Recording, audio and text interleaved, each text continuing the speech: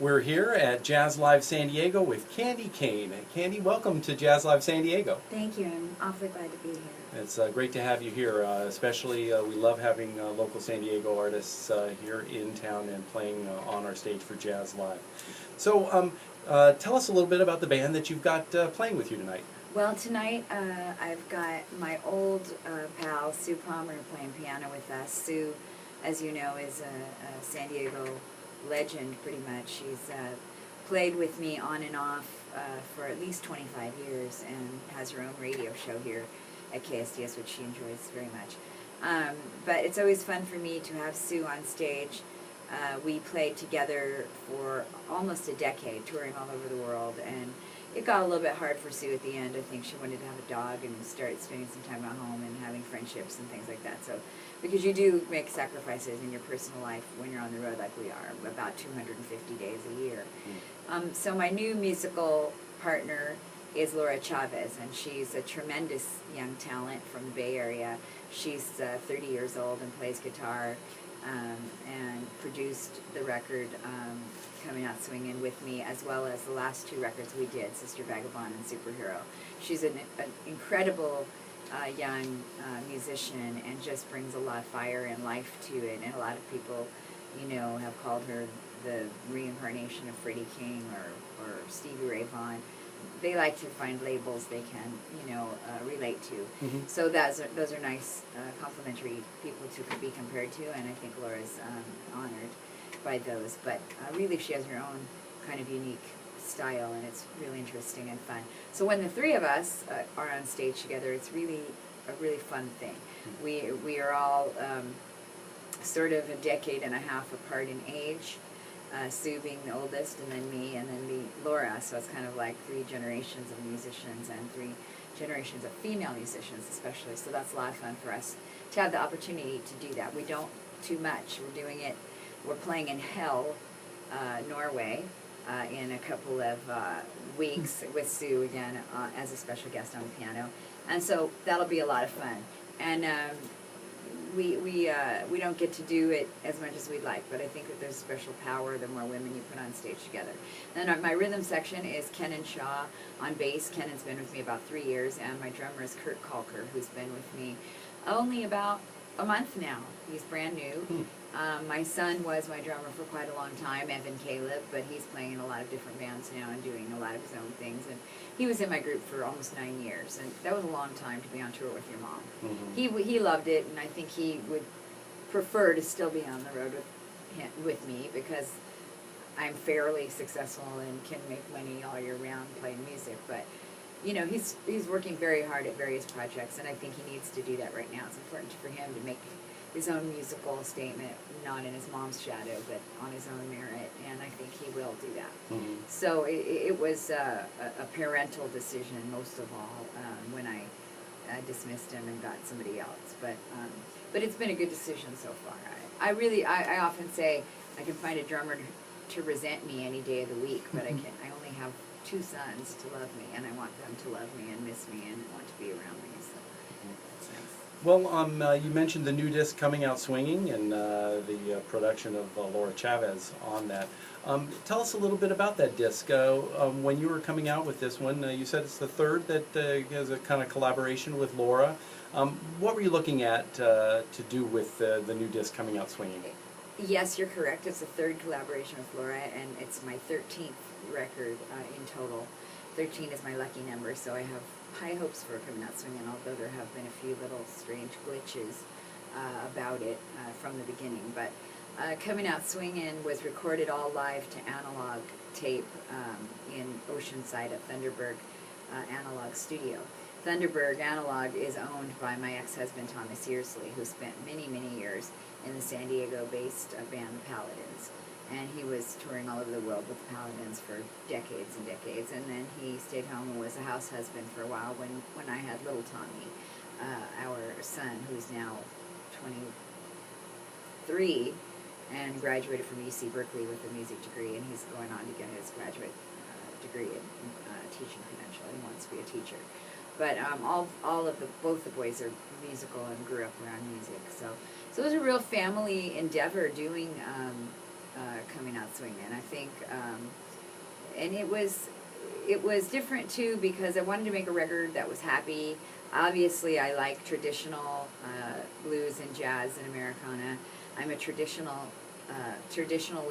in my songwriting style, and so I wanted the record to be traditional in that way. I've always been drawn towards traditional music, and in my record collection, which is extensive, I pretty much have from like the 1920s to the 1970s, and I don't collect much after 1970.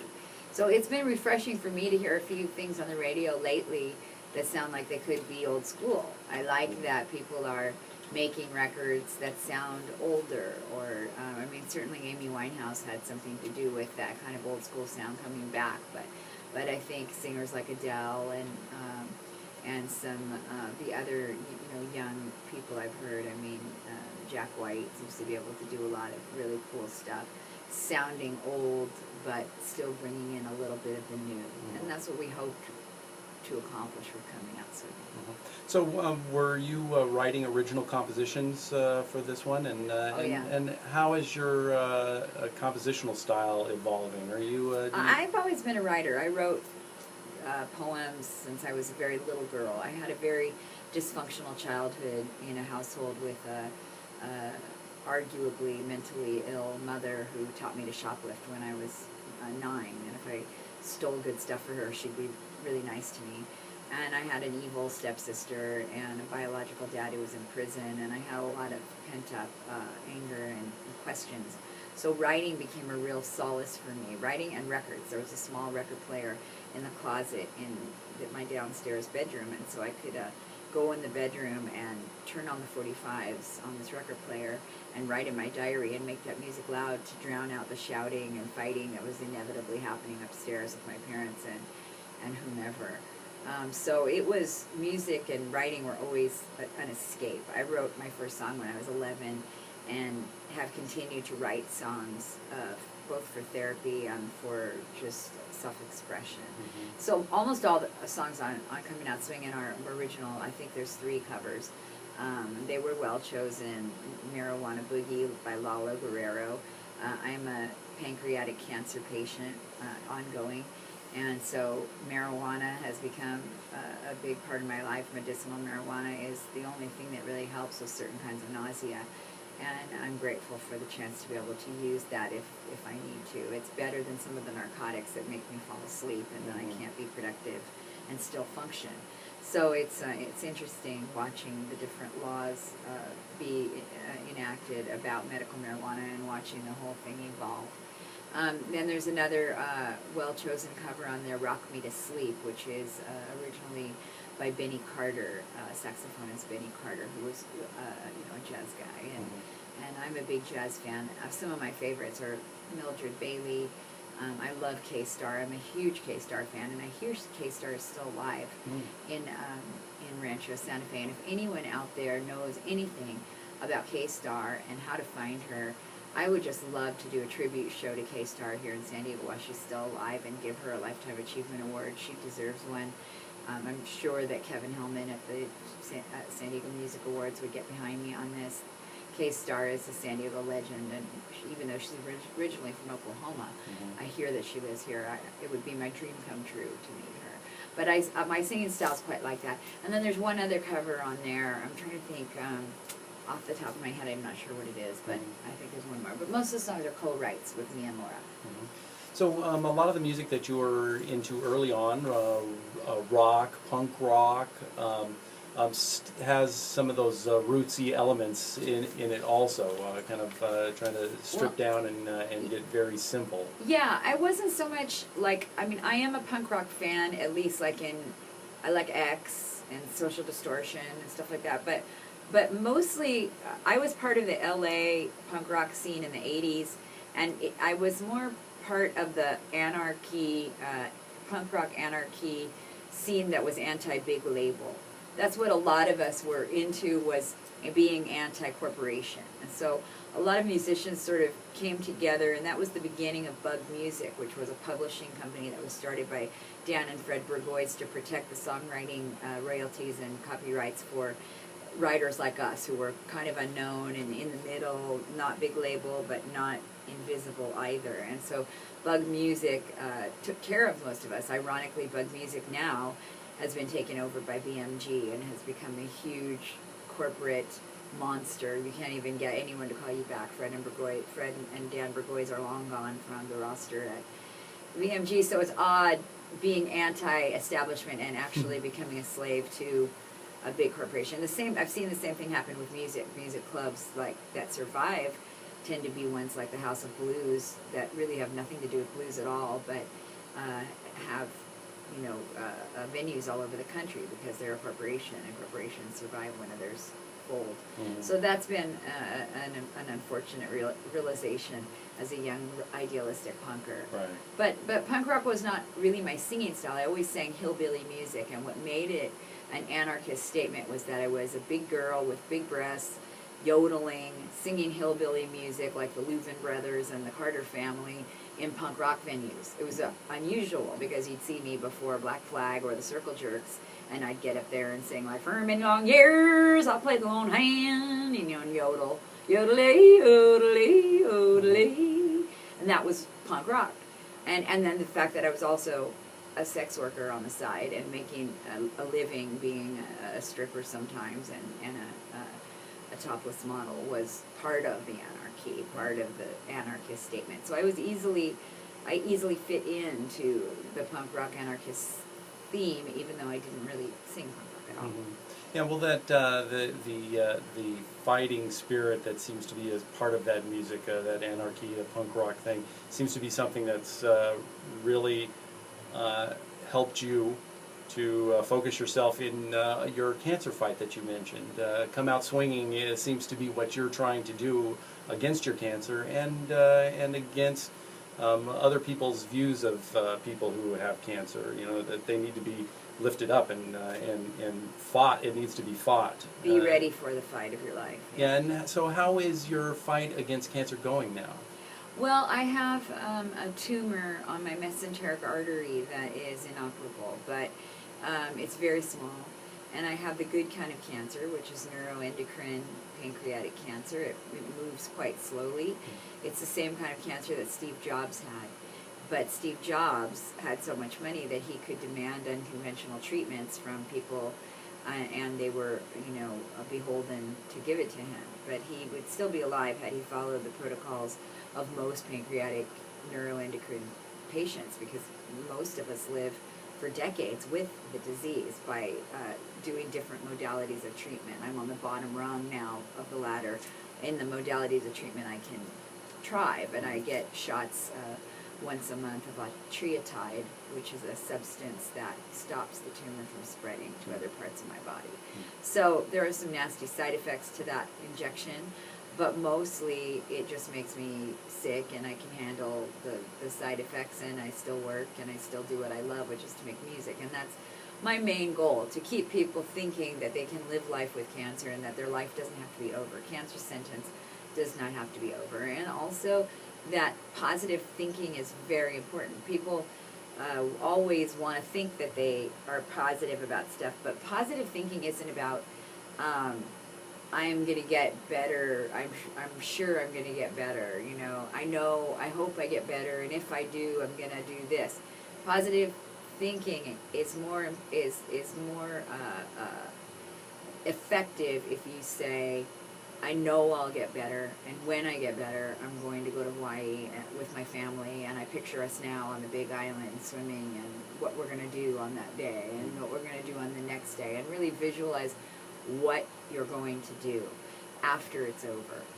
I think that's really an important component, and it's not all, mumbo jumbo positive thinking. You have to have a good doctor and aggressive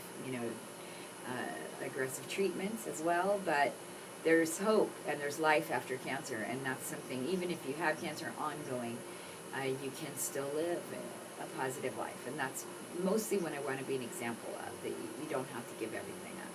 Well, before we go, can you tell us a little bit about what projects you're working on in the future? Well, I'm doing a CD for cancer patients called The Power in You. You asked about my Indiegogo project. It's funded already, so I need to get to work. It's called The Power in You, and it's a collection of all of the songs I've written in my 30-year career about healing. Songs like I'm a superhero, I'm gonna be just fine, I'm the toughest girl alive, fit, fat, and fine, 200 pounds of fun, you need a great big woman to show you how to love, I'm not getting older, I'm getting better. All of those songs are original songs that I wrote. And I believe that for some reason music has more power than just speaking it. We could stand all day in front of the mirror and say, I'm going to be better, I'm going to fight this cancer and win. But when we sing it, it has some sort of pervasive quality that's insidious, that sort of sinks in. It's a reason why we all remember 8675309, but we can't remember our own phone number or anyone else's phone number. There's a reason, because we sang that song over and over, and it was sung to us over and over, and I believe that that power can work with cancer. And it certainly was for me. I wrote a song called I'm Gonna Be Just Fine that was just a little personal song. I'm gonna be just fine, I'm gonna be just fine, I'm gonna live till 109, I'm gonna be just fine. And it had all these verses about why. And that song became really, really important to me. I sang it every day, several times a day. I allowed myself some luxury and self-pity, but mostly I stopped that. If I was going to have self-pity, I'd allow it for 15 or 20 minutes. Okay, I'm going to have a good cry, and then I'm going to go out in nature and sing my song and put my feet in the sand and remind myself why I'm here and why I need to stay here. And I think that's, everyone can do that. I mean, some people obviously are going to find their cancer when it's too late, but many of us find cancer early and have to find a way to live with it and change our lives after it's over. And so the CD, The Power in You, is about that, about already having that power inside you, about not waiting for an outside source to bring it to you, but knowing that you've already been given everything you need right now. Excellent. Well, Candye, where can folks find out more information about you and your music and all the other things you got going? Well, the best place is CandyeKane.com. It's CANDYE, like I can dye my hair, Kane with a K.com. So it'd be like Calvin Klein, CK initials, and then Candye Kane. CandyeKane.com is a website that's run by a friend of mine, so it's not always totally up to date. But if you write to me personally at CandyeKaneTour@AOL.com, I will add you to my emailing list and let you know when we are in Southern California, which isn't often, but we are here sometimes. And also I have a lovely Facebook page, facebook.com/CandyeKaneBand, again, CandyeKane band.com. And Candye Kane, facebook.com/CandyeKaneBand is a really nice place. You can find everybody in the band. You can be their friend and like them. I find that Facebook is a really fun social media outlet for us, and the whole band uses it a lot, so it's fun. Well, it's an honor to have you here at Jazz Live San Diego, so thank you for being here. Thank you. Thanks for having us and supporting live music. Great. Candye, can I get an ID while I have it in front of the mic? Of course. Great.